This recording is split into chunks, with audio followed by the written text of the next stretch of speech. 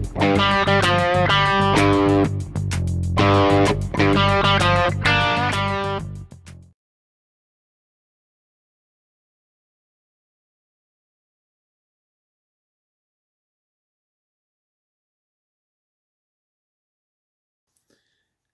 morning, everyone. It's Robert from On My Turntable. Hope you're having a great morning this morning. It is Saturday morning, as always, a coffee kind of morning. Hope everyone's doing well. Here to continue my verses series. This time, not two bands. I shouldn't say that. This is the same band, but it's two different eras of the band. Normally, I'm doing one band versus another band. In this case, from these two great box sets, this is Van Halen with David Lee Roth versus Van Halen with Sammy Hagar. And which is better? Great results from my survey. Out of 51 votes, thank you so much for everyone voting. The results were kind of outstanding for Van Halen with David Lee Roth. 75% of you guys voted for David, and 16% voted for Sammy and Van Hagar. 10% were a tie. So I can't even say it was close. But awesome, two awesome bands, two different eras of the band.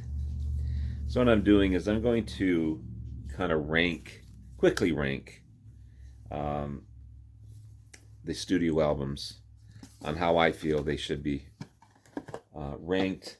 Now I don't have everything. I'm missing Van Halen 3. I'll probably never get it. I've heard it. Decent album. Gary Sharon did a great job. But it's A, too long, and B, doesn't sound like Van Halen much. And I'm also missing A Different Kind of Truth, their comeback album. I've heard that as well. It's amazing. Really heavy. I think Wolfgang's on there as well. I did put that in the ranking, but I don't have it. It's on my list. My list is growing every day. Even though I'm trying to slow down in my buying, that ain't going to happen. So this is how I ranked them. And that could change daily. Tomorrow could be a different ranking altogether. And I'm just briefly going to talk about these for time. But all these are great albums. I just have to say that. All these are great albums. Just some are better than others. It's hard to compare these two bands. Again, almost two different bands from two different eras. But coming in last, but not least, Oh You Wait 1 2. Awesome album, great tracks, just a little too poppy. I know they became more successful with Sammy, but just a little too poppy. If you look at Van Halen as a band, that's how I rank that one. Next, Diver Down. And I have to agree with this one. This one probably wouldn't change. It's too many covers on this one. Some great tracks though, Where Have All Those Good Times Gone? But Oh Pretty Woman, it's overplayed. You've heard it. Big Bad Bill, I don't really like that one. Happy Trails, it's kind of sappy. So I'm going to rank that one. I should have put these in order before I did this. But 5150 next.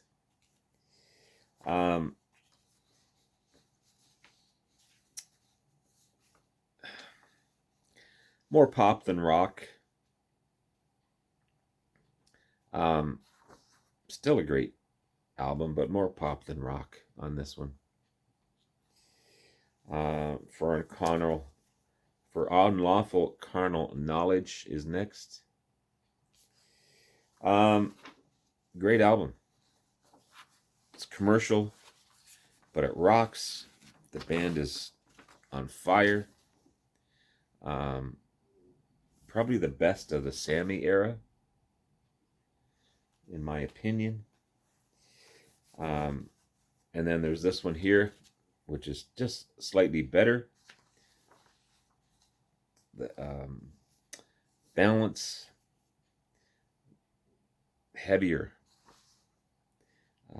The Seventh Seal, Can't Stop Loving You, Amsterdam, Aftershock, Take Me Back. Some heavy stuff on this one. That's the thing with the Sammy era. It wasn't as heavy as the David era, but awesome songs. Great track, great album. Again, I don't have a different kind of truth, but I'd rank that right about here, so I'll put that in there. Next, 1984.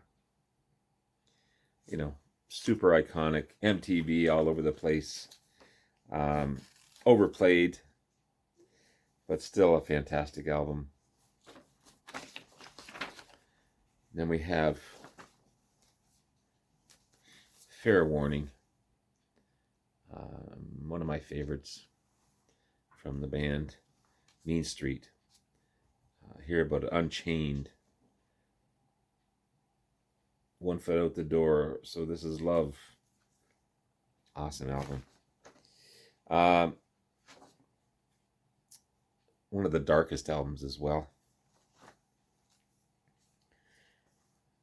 Women and Children First. I love that cover, always have. I always love the back cover as well. Excellent. I just can't say enough about this one. And The Cradle Will Rock, Everyone Who Wants Some, Tora Tora, Loss of Control, Loss of Control, Loss of Control. Excellent.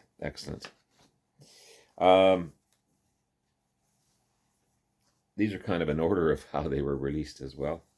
Van Halen 2.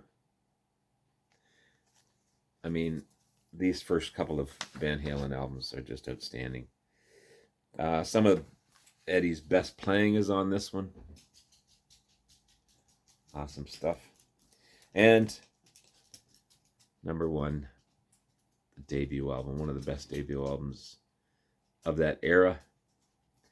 Classic Dave. I saw these guys on that tour in Toronto, with Dave jumping 10 miles in the air. Outstanding. You can't beat that album. You can't beat it. So that's how I rank the albums. If you notice, it's more Van Halen with Dave than it is with Sammy. But again,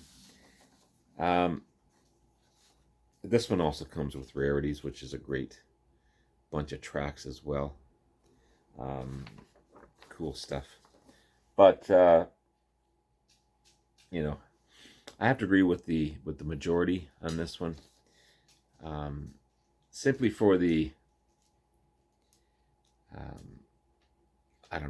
simply for the attitude and the edge that Van Halen had with David Lee Roth. Even though today he's just a complete moron, to put it lightly.